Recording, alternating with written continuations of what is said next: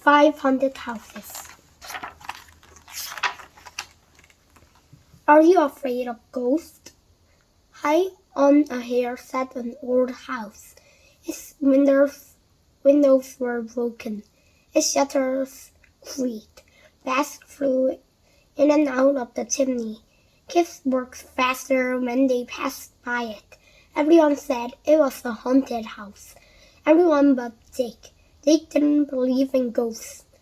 One night, Jake and his friend walked by the house. His friend wanted to run. Jake stopped right in front. Are you coming in with me? He asked. Not me, his friend said.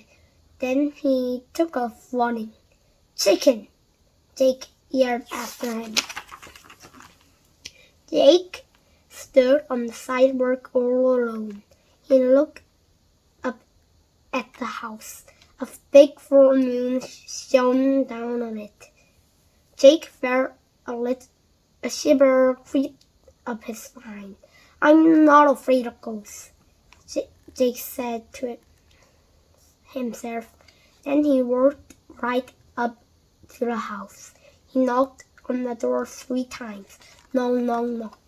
The door swung right open. Jake peeked inside.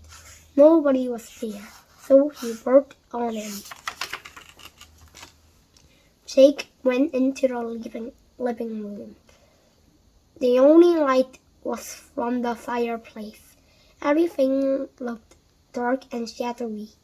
Jake went up to a big chair in front of the fireplace.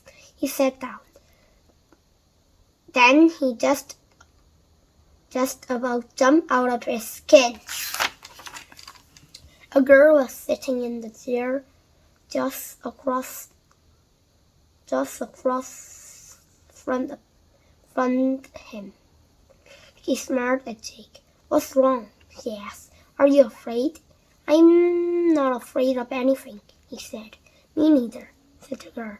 My friends are afraid of this house, Jake said. But I'm not. Me neither, said the girl. Jake frowned. This girl had to be afraid of something. Maybe he could scare her. Everyone says this house is haunted, Jake said.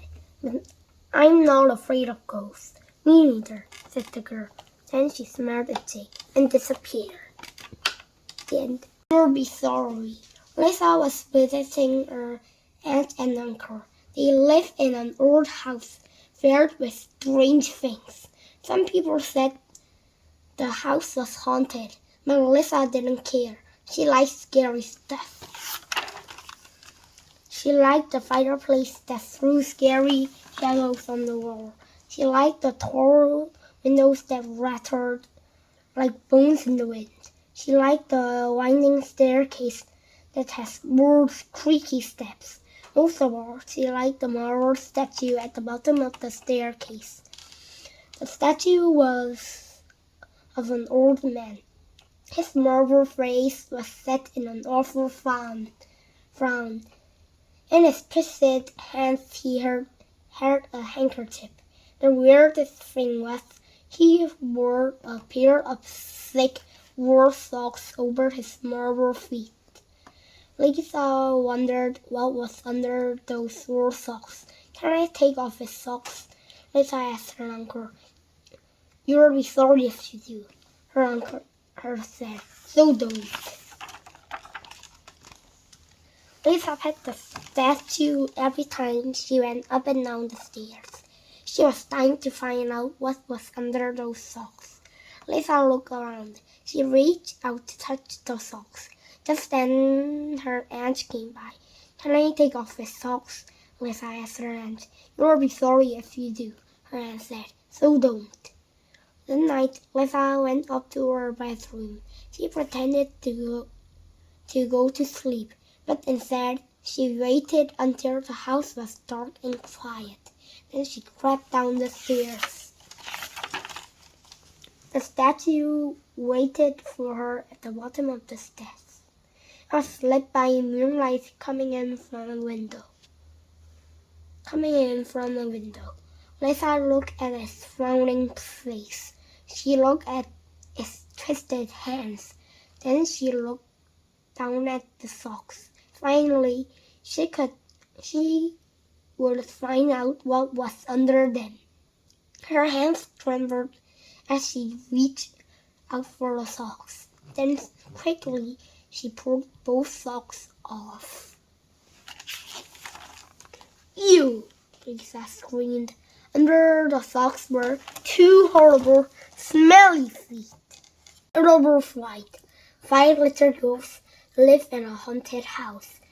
"Eek!" said the first. "I just saw a mouse." "Here," said the second. "There's a spider on the wall."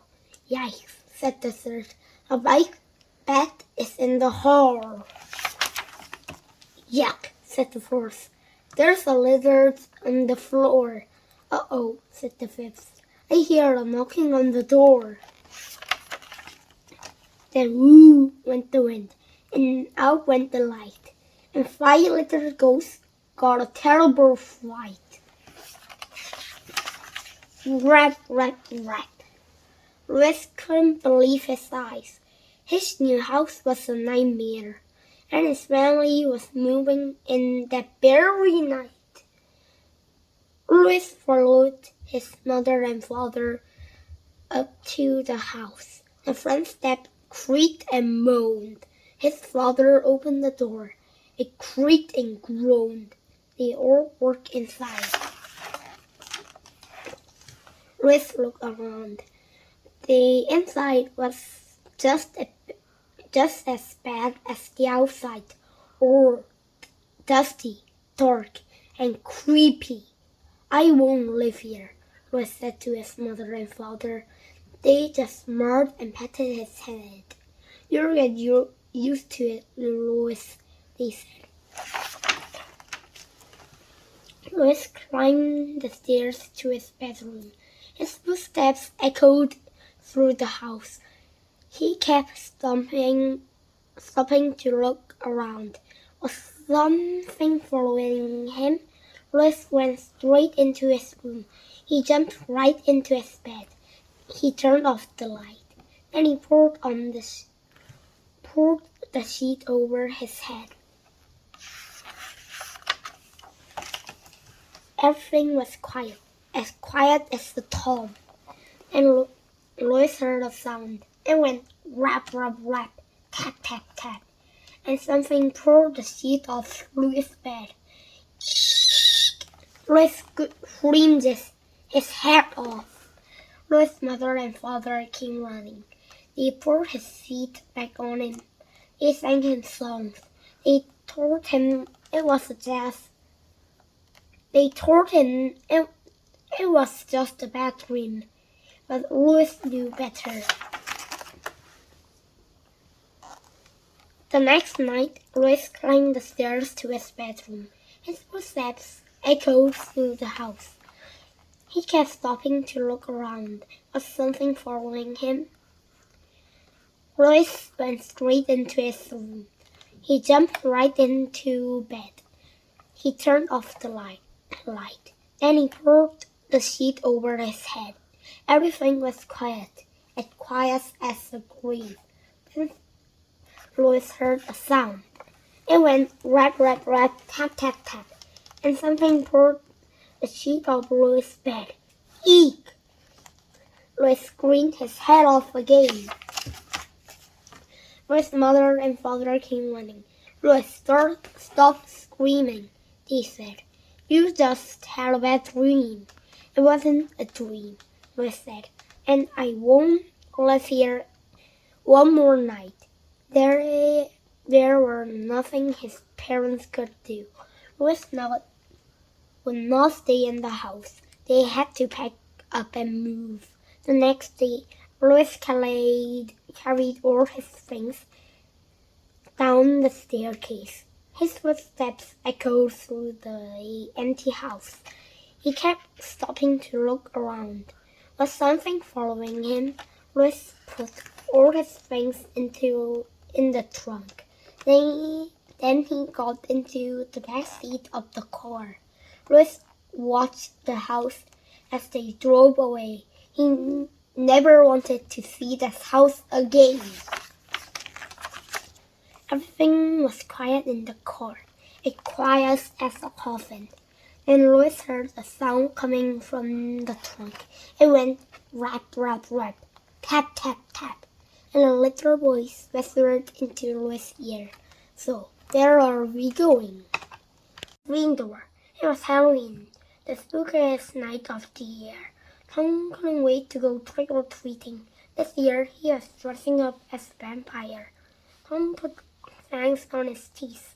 He painted his face white. He threw a black cape around his shoulders. Then he got his bag for treats.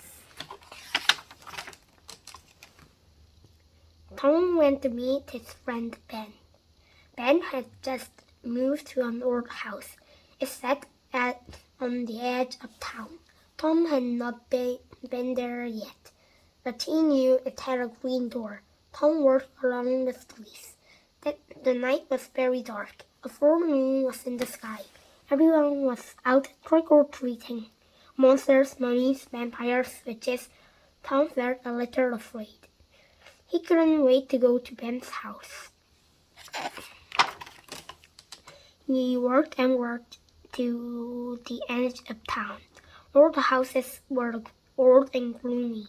Then he saw it. The house with the green door. He walked up and rang the doorbell. A monster opened the door. "Hi, Ben," Tom said. A noise came out of the monster's mouth. It sounded like Grump. "Are you ready to go trick-or-treating?" Tom asked. "Grump," the monster answered. "I like your costume." Tom said, "Grump," the monster answered. The two friends went from house to house. "Trick or treat," Tom said. "Grump," the monster answered. Their 3 bags got fuller and fuller. "I love Halloween," Tom said. "Grump," the monster answered. They went up to the next house. It was old. It had a green door. Tom rang the doorbell. "Trick or treat," he yelled. Ben opened the door. "Where have you been?" Ben asked. Tom's eyes got bigger and bigger. He turned around. "Grump," answered the monster. Then it ran off into the night.